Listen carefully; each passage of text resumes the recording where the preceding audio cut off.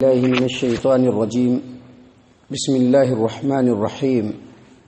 قالوا حرقوه وانصروا آلهتكم إن كنتم فاعلين قلنا يا نار كوني بردا وسلاما على إبراهيم وأرادوا به كيدا فجعلناهم الأخسرين۔ محترم سامعین کرام، یہ سورۃ الانبیاء ہے۔ سورۃ الانبیاء سورہ نمبر 21 اور اسی سورت سے ابھی آپ کے سامنے آیت نمبر 68، 69، 70، 60 پر 8، 60 پر 9 اور 70، یہ تین آیات تلاوت کی گئی ہیں۔ معزز سامعین کرام، ان آیات کے اندر اور اس سے پہلے جو آیات آپ کے سامنے پیش کی گئی ہیں، اس میں ابراہیم علیہ السلام کے زندگی کے ایک پہلو کو واقعے کے طور پر اللہ تبارک و تعالیٰ نے بیان فرمایا ہے۔ یہ ساری باتیں مکہ والوں سے مخاطب کر کے کہی جا رہی ہیں، اور یہ جو واقعہ بیان کیا جا رہا ہے ابراہیم علیہ السلام کی زندگی کے جس پہلو کو یہاں پر اجاگر کیا جا رہا ہے، اس واقعے کے پس منظر میں مکہ والوں کے لیے بھی بڑی نصیحتیں ہیں اور تمام انسانوں کے لیے بھی بڑی نصیحتیں ہیں، خاص طور سے وہ لوگ جو اللہ تبارک و تعالیٰ کو چھوڑ کر یا اللہ تبارک و تعالیٰ کے علاوہ دیگر دوسرے معبودوں کے سامنے سروں کو جھکاتے ہیں، ان سے اپنی مرادیں مانگتے ہیں، ان کو مشکل کشا حاجت روا سمجھتے ہیں۔ ان کے لیے اس واقعے کے اندر بڑی نصیحتیں ہیں۔ جیسا کہ پچھلی آیات کے اندر آپ کے سامنے یہ بات واضح کی گئی کہ ابراہیم علیہ السلام نے اپنی قوم کو سمجھانے کے لیے پریکٹیکل کر کے دکھلانے کا ارادہ فرمایا، اور پھر جب ان کے قوم کے لوگ اپنے عید کے موقع سے میلے کے لیے نکل گئے تو ابراہیم علیہ السلام نے کلہاڑا لیا اور خاموشی کے ساتھ ان کے بت خانے میں گھسے، سارے بتوں کو تہس نہس کر دیا اور کلہاڑے کو بڑے بت کے کندھے پر ڈال دیا۔ جب قوم کی واپسی ہوئی اور انہوں نے اپنے بتوں کا یہ حال دیکھا تو ان کے دلوں کے اندر بہت زیادہ رنجش اور غم اور غصہ آیا، اور تمام چھان بین کے بعد ان کو پتہ چلا کہ یہ معاملہ جو ہے وہ ابراہیم علیہ السلام سے تعلق رکھتا ہے۔ ان لوگوں نے ابراہیم علیہ السلام کو بلایا، اور بلانے کے بعد ان کے سامنے بات رکھی اور پوچھا کہ یہ جو ہمارے معبودوں کے ساتھ ہوا ہے، کیا یہ تم نے کیا ہے؟ کیا اس کے ذمہ دار تم ہو؟ یہی موقع تھا ابراہیم علیہ السلام کو حق بات لوگوں کے سامنے واضح کرنے کا اور یہ بتلانے کا کہ ان مٹی اور پتھر کے بتوں کے سامنے جو تم جھکتے ہو اس کی کچھ بھی حیثیت نہیں ہے، یہ انسانیت کے اوپر مذاق ہے، انسانیت کی ذلت ہے اور رسوائی ہے کہ جو انسان جس کو اللہ تبارک و تعالیٰ نے دنیا کے اندر صاحب اختیار بنایا ہے وہ ایسے چیز کے سامنے جھکے جس کے پاس کچھ بھی اختیار نہیں، کیونکہ یہ مٹی اور پتھر کے جو بت ہیں نہ یہ ہل سکتے ہیں، نہ یہ بول سکتے ہیں، نہ یہ فائدہ پہنچا سکتے ہیں، نہ یہ نقصان پہنچا سکتے ہیں۔ یہاں تک کہ ایک آدمی جب کلہاڑا لے کر کے گھسا اور ان کو تہس نہس کر رہا ہے، اس وقت بھی ان بتوں کے اندر اتنی طاقت نہیں کہ اپنے آپ کو ہی بچا سکے۔ تو جس کے اندر اتنی بھی طاقت نہ ہو وہ بھلا عبادت کے لائق کیسے ہو سکتا ہے؟ اسی بات کو سمجھاتے ہوئے ابراہیم علیہ السلام نے واضح طور پر کہا، افتعبدون من دون اللہ ما لا ينفعکم شیئا ولا یضرکم، ایسے معبودوں کی عبادت کیوں کرتے ہو جو نہ تم کو نقصان پہنچا سکتے ہیں، جو نہ تم کو فائدہ پہنچا سکتے ہیں، بلکہ ان کے اوپر جو مصیبت آئی ہے اس کو بھی وہ نہیں ٹال سکتے۔ اس کے بعد کہا اف لکم ولما تعبدون من دون اللہ افلا تعقلون، تم پر بھی افسوس ہے اور ان جھوٹے معبودوں پر بھی افسوس ہے، کیا تم لوگ ذرا برابر بھی عقل نہیں رکھتے؟ دلیل بہت مضبوط تھی، ساری باتیں لوگوں کو سمجھ میں آ گئی کہ یقینی طور پر یہ جو بت ہیں یہ کچھ بھی اختیار نہیں رکھتے ہیں، نہ ہل سکتے ہیں، نہ بول سکتے ہیں۔ جب دلیل ایک دم مضبوط تھی تو ان کی زبان بند ہو گئی۔ اور یاد رکھیے، حق جب سربلند ہوتا ہے، اپنے دلیلوں کو جب لوگوں کے سامنے پیش کرتا ہے تو ان کے مقابلے میں جو باطل ہوتی ہے، حق کے مقابلے میں جو باطل ہوتا ہے یا باطل طاقتیں ہوتی ہیں، وہ حق کے دلیل سے جب بالکل لاجواب ہو جاتا ہے، جب اس کے سامنے کوئی رستہ نہیں ہوتا ہے، وہ دلیل کے سامنے جب گھٹنے ٹیک دیتا ہے تو اس کے ریئیکٹ کرنے کے دو طریقے ہوتے ہیں، دو طریقے سے وہ ریئیکٹ کرتا ہے۔ باطل کبھی بھی دو طریقے سے ریئیکٹ کرے گا۔ پہلا، اگر باطل کمزور ہے اور حق اپنے دلیل سے غالب آ چکا، اگر باطل کمزور ہو گیا دلیل کے مقابلے میں اور وہ کمزور ہے اور حق اپنے دلیلوں سے جب جیت گیا تو باطل اس کے بعد مکر و فریب کا رستہ اختیار کرتا ہے، ہتھ کنڈا اپناتا ہے، سامنے سے وار کرنے کے بجائے پیچھے سے وار کرتا ہے۔ یہ باطل کے اندر سب سے بڑی پہچان ہے، اگر وہ کمزور ہوگا تو۔ لیکن اس کے مقابلے میں اگر باطل طاقتور ہے، وہ فورس والا ہے، معاشرے پر، سماج پر اس کا ہولڈ ہے، وہ اپنے اندر ایک طاقت رکھتا ہے، اور اس کے مقابلے میں اگر حق اپنے دلیلوں کے ذریعے سے باطل کو ہرا دے تو پھر باطل جو ہے اس کے مقابلے میں پھر پنشمنٹ پہ اتر جائے گا کہ حق کو کسی طرح سے دبایا جائے،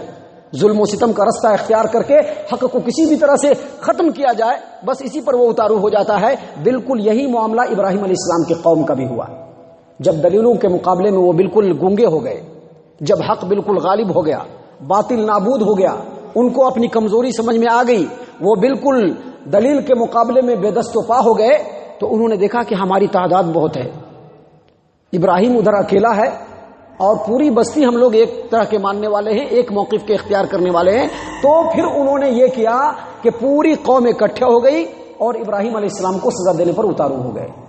سارے لوگ ایک دوسرے سے مشورہ کرنے لگے، مشورے کے بعد لوگوں نے ایک زبان ہو کر کے متفقہ طور پر کہا، جیسا کہ اللہ نے یہاں پر بیان فرمایا، قالوا، ان لوگوں نے کہا، حرقوہ وانصروا آلہتکم ان کنتم فاعلین، ان کنتم فاعلین، یعنی اگر تم ابراہیم سے انتقام لینا چاہتے ہو اپنے معبودوں کا، تمہارے معبودوں کے ساتھ جو اس نے اتنی بری حرکت کی ہے، اگر تم ابراہیم سے انتقام لینا چاہتے ہو اور اگر تم کچھ کرنا چاہتے ہو تو ابراہیم کو آگ میں جلا ڈالو، ابراہیم آگ میں ڈل جائے گا، تمہارے معبودوں کا انتقام بھی پورا ہو جائے گا اور یہ جو فتنہ ہے وہ ہمیشہ کے لیے دب جائے گا، اس کے مقابلے میں کوئی دوسرا سر اٹھانے کے لیے نہیں آئے گا۔ کہا حرقوہ وانصروا آلہتکم ان کنتم فاعلین، اگر ابراہیم سے انتقام لینا چاہتے ہو، اگر کچھ کرنا چاہتے ہو، اپنے معبودوں کی مدد کرنا چاہتے ہو، اس کے مقابلے میں ابراہیم کو نیست و نابود کرنا چاہتے ہو، تو سب مل کر کے آگ جلاؤ اور آگ جلا کر کے ابراہیم کو اس میں پھینک دو، جل جائے گا، بھسم ہو جائے گا، اس کے بعد ہمارے مقابلے میں کوئی بھی کھڑا نہیں رہے گا۔ معزز سامعین کرام، تفسیری روایتوں کے اندر آتا ہے، جیسا کہ امام ابو جعفر ابن جریر طبری رحمہ اللہ نے سدی سے نقل کیا ہے کہ جب یہ فیصلہ ہوا تو بہت زیادہ ایندھن یعنی لکڑے کا گٹھڑ جمع کیا گیا، بہت زیادہ لکڑا، اور کہتے ہیں کہ اس زمانے میں جب ابراہیم علیہ السلام کو جلانے کا فیصلہ ہو گیا تو اس زمانے میں کوئی عورت اگر بیمار پڑتی تو فوراً نظر مانتی، کیا نظر یہ مانتی کہ اگر مجھ کو میری بیماری ختم ہو جائے، میں شفا یاب ہو جاؤں، تو ابراہیم کے لیے جو آگ جلایا جا رہا ہے جس میں اس کو پھینکا جائے گا اس میں 2 لکڑی میں بھی ڈالوں گی، اور اس قدر آگ جلایا گیا کہ ویسا آگ کسی زمانے میں کسی نے نہیں دیکھا تھا۔ اور فارس کا ایک کردی عربی جس کا نام ہیزن، اس نے مشورہ دیا کہ پہلے آگ کو بالکل جلا کر کے اس کو تپا دیا جائے، ایک دم آگ بالکل شعلے بلند ہو جائے، جب مکمل آگ جل جائے، آگ بالکل دھنک جائے، تو اس وقت منجنیق کے ایک پلڑے پر ابراہیم کو ڈالا جائے اور وہاں سے ڈائریکٹ اس کو آگ میں پھینک دیا جائے۔ شعیب جبائی کہتے ہیں کہ اس کے اس مشورہ دینے کی وجہ سے اللہ تبارک و تعالیٰ نے اس کے بعد اس کو زمین کے اندر دھسا دیا، اور اس کے بعد وہ قیامت تک دھستا چلا جا رہا ہے۔ اور ابراہیم علیہ السلام کو جب آگ میں ڈالنے کے لیے منجنیق پر ڈالا گیا تو ابراہیم علیہ السلام نے فوراً اللہ تبارک و تعالیٰ کے سامنے کہا، حسبنا اللہ و نعم الوکیل، اللہ تو ہمارے لیے کافی ہے اور تو سب سے بہتر کارساز ہے۔ صحیح البخاری کتاب التفسیر کی روایت ہے، عبداللہ ابن عباس رضی اللہ عنہما بیان کرتے ہیں کہ صحیح البخاری کی روایت ہے کہ ابراہیم علیہ السلام نے اس وقت حسبنا اللہ و نعم الوکیل کہا جب ان کو آگ میں ڈالا جا رہا تھا، اور محمد صلی اللہ علیہ وسلم نے اس وقت حسبنا اللہ و نعم الوکیل کہا جب لوگوں نے کہا کہ ان الناس قد جمعوا لكم فاخشوهم فزادهم ایمانا، کہ بے شک اے محمد صلی اللہ علیہ وسلم آپ کو مٹانے کے لیے لوگ جمع ہو گئے ہیں، لہٰذا آپ ڈریے، تو مومنوں کا ایمان بالکل تازہ ہو گیا، اور مومنوں کے ساتھ محمد صلی اللہ علیہ وسلم نے بھی کہا حسبنا اللہ و نعم الوکیل۔ تفسیری روایتوں کے اندر آتا ہے کہ جب ابراہیم علیہ السلام کو آگ کے اندر ڈالا گیا تو جبرائیل امین علیہ السلام آئے اور کہا کہ اے ابراہیم علیہ السلام، کیا میں آپ کی مدد کروں؟ میں آپ کی مدد کرنا چاہتا ہوں۔ کہا کہ تم میری مدد مت کرو، میری مدد کرنے کے لیے اللہ کافی ہے، حسبنا اللہ و نعم الوکیل، حسبی اللہ و نعم الوکیل، میرے مدد کے لیے اللہ کافی ہے۔ کہا کہ ٹھیک ہے، میں اللہ سے آپ کے لیے دعا کروں یا آپ ہی اللہ سے دعا کیجئے؟ ابراہیم علیہ السلام نے کہا کہ میں اپنے رب سے ابھی دعا بھی نہیں کروں گا، کیونکہ میرا رب سب کچھ دیکھ رہا ہے، سب کچھ دیکھ رہا ہے میرا رب۔ تفسیر الطبری اور تفسیر الدر المنصور کے اندر سعید ابن جبیر اور عبداللہ ابن عباس رضی اللہ عنہما کی روایت ہے کہ جب ابراہیم علیہ السلام کو آگ میں ڈالا گیا، وہ جو فرشتہ جو بارش برساتا ہے، جیسے ہی ابراہیم علیہ السلام کو آگ میں ڈالا گیا وہ الرٹ ہو گیا، رب العالمین کی طرف دیکھ رہا ہے کہ کب رب العالمین کا حکم نازل ہو، کب رب کا حکم نازل ہو میرے اوپر، مجھ کو حکم دیا جائے اور میں فوراً بارش برسا دوں اور ابراہیم کے لیے جو آگ جلایا گیا ہے وہ بالکل ٹھنڈا ہو جائے، بجھ جائے۔ لیکن اللہ تبارک و تعالیٰ کا حکم تو اس سے بھی تیز تھا۔ اللہ نے کیا کہا؟ ڈائریکٹ آگ کو ہی حکم دیا، کیونکہ اللہ تبارک و تعالیٰ تو ہر چیز کا مالک ہے، خالق ہے، ہر چیز کے اوپر اختیار رکھتا ہے، ہر چیز رب العالمین کے حکم کی محتاج ہے۔ جس کو رب العالمین ایک بار حکم دے دے اس کو وہ کام کرنا ہے۔ تو بارش کا جو یہ فرشتہ ہے وہ بالکل کان لگا کر کے کھڑا ہو گیا، الرٹ ہو گیا کہ رب کی طرف سے حکم آئے اور میں بارش برساؤں، لیکن رب العالمین کا حکم اس سے بھی تیز۔ اللہ تبارک و تعالیٰ نے کہا یا نار کونی بردا و سلاما علی ابراہیم، اے آگ ابراہیم کے لیے بالکل ٹھنڈی اور سلامتی والی ہو جائے۔ امام ابو العالیہ اور عبداللہ ابن عباس رضی اللہ عنہما کہتے ہیں کہ اگر اللہ تبارک و تعالیٰ صرف یہ کہتا کہ بردن اے آگ ٹھنڈی ہو جا تو ابراہیم کے لیے مشکل ہو جاتا، تکلیف ہو جاتی۔ ابراہیم خلیل اللہ جو اللہ تبارک و تعالیٰ کے دوست ہیں ان کو تکلیف پہنچ جاتی، اس لیے اللہ تبارک و تعالیٰ نے صرف یہی کہا کہ ٹھنڈی ہو جا، بلکہ کہا ٹھنڈی اور سلامتی والی ہو جائے ابراہیم کے لیے۔ محترم سامعین کرام، ان تفسیری روایات کے اندر ایک بات آتی ہے جس کو امام قتادہ نے بیان کیا ہے کہ جب ابراہیم علیہ السلام کے لیے آگ سلگایا گیا اور آگ جب لگایا گیا، جب ان کو اس میں ڈالا گیا تو سارے جانور اس کو بجھانے کی کوشش کر رہے تھے۔ صرف ایک چھپکلی ہوتا ہے، گرگٹ، چھپکلی یا گرگٹ کہہ سکتے ہیں آپ اس کو،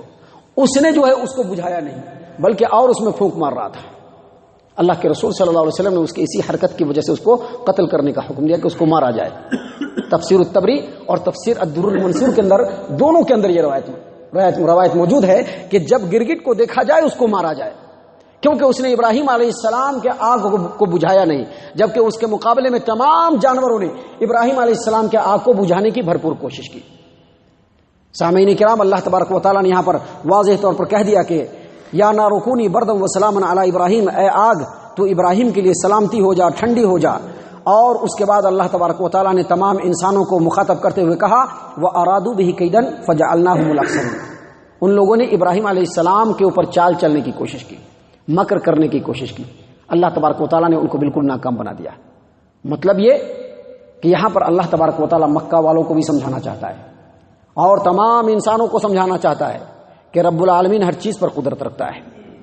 اور یہ جو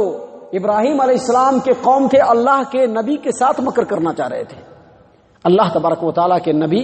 اللہ تبارک و تعالیٰ کے مومنین بندے